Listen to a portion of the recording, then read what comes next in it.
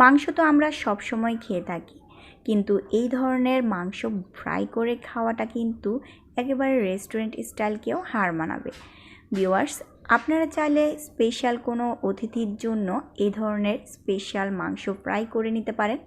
এতে করে দেখবেন এটা এত বেশি সুস্বাদু হয়, রেস্টুরেন্টের স্বাদটাকেও হার মানাবে। সো ভিউয়ার্স, এটা খুবই সহজ এবং সামান্য কিছু ঘরোয়া উপকরণ দিয়েই কিন্তু এই মজার চিকেন ফ্রাইটা তৈরি করে ফেলতে পারবেন। সো রেসিপিটি শুরু করা যাক। আর শুরু করার আগে প্রতিদিনের মতো একটা রিকোয়েস্ট করব আপনাদেরকে, আপনারা যদি আমার চ্যানেলে নতুন ভিউয়ার্স হয়ে থাকেন তাহলে প্লিজ চ্যানেলটিকে সাবস্ক্রাইব করে পাশে থাকা বেল বাটনটি ক্লিক করে দিবেন। এতে করে পরবর্তী ভিডিও ছাড়ার সাথে সাথে নোটিফিকেশন আপনাদের কাছে পৌঁছে যাবে। আর যারা পুরাতন ভিউয়ার্সরা আছেন তাদেরকে জানাচ্ছি অসংখ্য ধন্যবাদ। আর যারা পেজ থেকে দেখছেন, ফেসবুক পেজ থেকে দেখছেন, তারা প্লিজ পেজটিকে ফলো করে রাখবেন এবং বেশি বেশি শেয়ার করবেন। সো যাই হোক, দেখতেই পাচ্ছেন মিডিয়াম সাইজ করে মুরগির মাংসের টুকরোগুলোকে কেটে ধুয়ে খুব ভালোভাবে পরিষ্কার করে নিয়েছি। এবার এর মধ্যে হাফ চা চামচ পরিমাণ হলুদ গুঁড়া দিয়ে দিলাম। তো মাংসর পরিমাণ বুঝেই আপনারা হলুদের পরিমাণটা বাড়িয়ে অথবা কমিয়ে দিবেন। মরিচ গুঁড়া দিয়ে দিলাম এখানে 1 চা চামচ পরিমাণ, অর্থাৎ ঝালটা আমি একটু বেশি দিব, কেননা এই চিকেন ফ্রাইয়ের মধ্যে একটু ঝাল যদি না হয় তাহলে কিন্তু খুব একটা ভালো লাগে না। তো এর মধ্যে জিরা গুঁড়া দিয়ে দিব 1 চা চামচ পরিমাণ এবং ধনিয়া গুঁড়া হাফ চা চামচ পরিমাণ দিয়ে দিব। সো যাই হোক, জিরা আর ধনিয়া আমি একসাথে মিক্স করে তারপর গুঁড়ো করে নিয়েছি। এরপর এখানে অ্যাড করব রাঁধুনি মাংসের মশলা। তো রাঁধুনি মাংসের মশলাটা দেওয়ার চেষ্টা করবেন, এর কারণে কিন্তু মাংসের টেস্টটা অনেক ভালো আসে। তো আমি এর মধ্যে কোনো চিকেন তান্দুরি মশলা অ্যাড করব না। তো এর মধ্যে দিয়ে দিচ্ছে আমি 1 টেবিল চামচ পরিমাণ গুঁড়ো দুধ। তো গুঁড়ো দুধটা অবশ্য অপশনাল, এটা চাইলে দিতে পারেন, না চাইলে না দিলেও চলবে, কিন্তু দিলে অনেকটা স্বাদ বেড়ে যায়। সো এর মধ্যে দিয়ে দিব হচ্ছে সামান্য পরিমাণ চিনি, 1 চিমটি পরিমাণ চিনি এবং পরিমাণ মতো লবণ দিয়ে দিব। সো যাই হোক, লবণটা দিয়ে দেওয়ার পর এখানে আমি কিছু পেঁয়াজ, রসুন এবং হচ্ছে আদার মিশ্রণে একটা পেস্ট করেছিলাম, সেটা দিয়ে দিব। তো পেঁয়াজ, রসুন, আদার পেস্টের সাথে এখানে কিছু আদা আলাদাভাবে করে রেখেছিলাম, যেহেতু ওখানে আদার পরিমাণটা একটু কমিয়ে দিয়েছি। তো এই পেঁয়াজের মিশ্রণটা এটা অবশ্য আপনারা আপনাদের পরিমাণ বুঝেই তারপর হচ্ছে দিবেন। তো এর মধ্যে দিয়ে দিলাম আমি একটু গরম মশলার গুঁড়া। তো এই গরম মশলার মধ্যে এলাচ, দারচিনি, জয়ফল, জয়ত্রী এগুলো রয়েছে, এগুলো সামান্য সামান্য করে নিয়েছিলাম। তো যাই হোক, এই গরম মশলার গুঁড়ো রেসিপিটি আমার চ্যানেলে দেওয়া আছে, আপনারা চাইলে সেখান থেকে দেখে নিতে পারেন। এরপর হচ্ছে টমেটো সস। টমেটো সসটা এখানে দিয়ে দিব 1 টেবিল চামচ পরিমাণ এবং সয়া সসটা দিয়ে দিব এখানে হাফ চা চামচ পরিমাণ। সয়া সসটা দেওয়ার চেষ্টা করবেন, সয়া সসটা দেওয়ার কারণে মাংসের মধ্যে মশলাগুলো খুব ভালোভাবে সেট হয়। আর আপনারা চাইলে সয়া সসের পরিবর্তে লেবুর রসও দিতে পারেন অথবা ভিনেগার দিতে পারেন। সো যাই হোক, এগুলোই কিন্তু মানে মাংসের মধ্যে টেস্টটা খুব ভালোভাবে প্রবেশ করে এবং মানে লবণ মরিচের মিশ্রণটা মাংসের মধ্যে ঢুকে এবং মাংসটাকে খুবই জুসি করে। তো আমি দিয়ে দিলাম এর মধ্যে হাফ চা চামচ পরিমাণ কেওড়া জল। কেওড়া জলটা দিলে চাইলে দিতে পারেন, না চাইলে না দিলেও চলবে, কিন্তু দিলে কিন্তু খুব ভালো একটা সুন্দর ঘ্রাণ আসে। তো এই সবগুলো উপকরণ খুব ভালোভাবে মিক্স করে তারপর হচ্ছে আমি এটাকে ফ্রাই করব। তো মিক্স করার পর কিন্তু এটাকে ম্যারিনেট করে রাখতে হবে 1 থেকে 2 ঘন্টার জন্য। তো নর্মাল ফ্রিজে রেখে দিতে পারেন, চাইলে এইভাবে ম্যারিনেট করে ডিপ ফ্রিজে সংরক্ষণ করতে পারেন।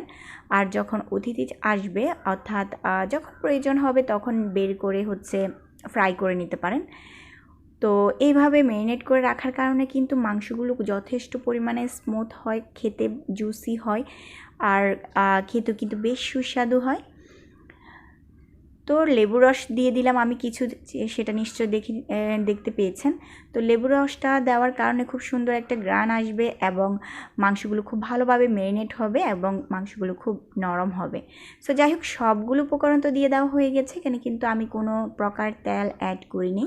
তেল দেওয়ার কারণে কিন্তু মশলাগুলো ভিতরে ঢুকতে চায় না, সেজন্য আমি তেল এখানে অ্যাড করিনি। তেলটা আমি সরাসরি তেলেই ফ্রাই করব।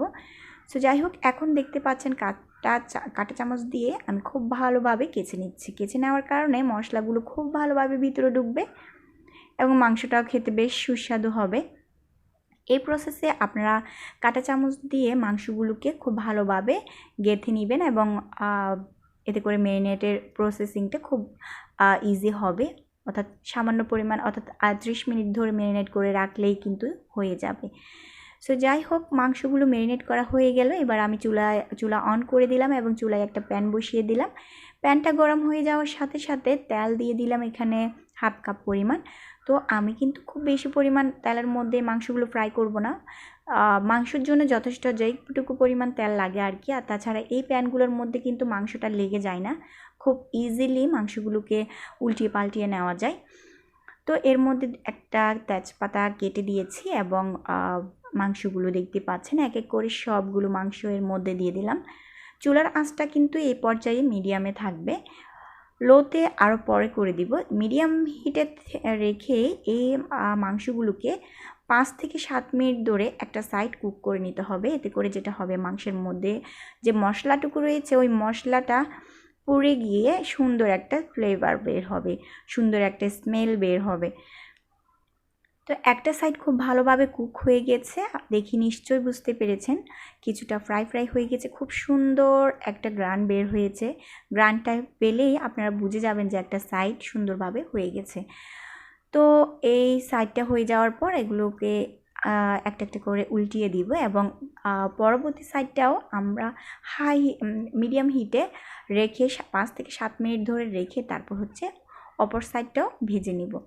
সবগুলো উল্টি দেওয়ার পর অপর সাইডটা 7 মিনিট ধরে ভেজে নেওয়ার পর এরপর চুলার আঁচটাকে একেবারে লোতে রেখে তারপর হচ্ছে এটাকে রান্না করতে হবে। তো রান্না করতে হবে প্রায় 20 থেকে 25 মিনিট ধরে, কেননা মাংসের ভিতরে যাতে খুব ভালোভাবে কুক হয়ে যায়। অর্থাৎ মাংস যদিও উপরের সাইডটা কুক হয়েছে বাট ভিতরে তো কাঁচা রয়ে গেছে, সেজন্য একেবারে অল্প আছে এটিকে ঢাকনা দিয়ে ঢেকে তারপর কুক করতে হবে। সো যাই হোক, দেখতে পাচ্ছেন মাংসটা কিন্তু পুরোপুরি রেডি হয়ে গেছে। এবার আমি পরিবেশন করব। তো অতিথিরা কিন্তু এই মাংসটা খেতে বেশ মজা পেয়েছে। ওরা কিন্তু যথেষ্ট পরিমাণে মাংস খেয়েছে, তারা এত বেশি পছন্দ করেছে, এটা আসলে বলে বোঝানো যাবে না। তো পোলাও কিংবা বিরিয়ানির সাথে এই ধরনের মাংস রাখতে পারেন, এটা কিন্তু বেশ সুস্বাদু হয়, খুবই জুসি হয় আর অনেকটা গ্রিলের মতো একটা ফ্লেভার পাওয়া যায়, যেহেতু মাংসের মশলাগুলোকে হালকা পুড়িয়ে নিয়েছি। সো যাই হোক, ডাউলের সাথে কিন্তু এই মাংসর রেসিপিটি যথেষ্ট পরিমাণে ভালো লাগবে। চাইলে আপনারা বাসায় এই ঘরোয়া উপকরণগুলো দিয়ে মাংসটা তৈরি করে ফেলতে পারবেন, দেখবেন এটা রেস্টুরেন্টের স্বাদটাকেও কিন্তু হার মানাবে। সো যাই হোক ভিউয়ার্স, এই রেসিপিটি আপনাদের কেমন লাগলো আমাকে কমেন্ট করে জানাবেন আর রেসিপিটি অবশ্যই বাসায় ট্রাই করবেন। সো আজ আর নয়, সবাই ভালো থাকবেন, সুস্থ থাকবেন। দেখা হবে পরবর্তী একটা ভিডিওতে নতুন কোনো একটা রেসিপি নিয়ে। তো আজকের মতো বিদায় নিচ্ছি, আল্লাহ হাফেজ।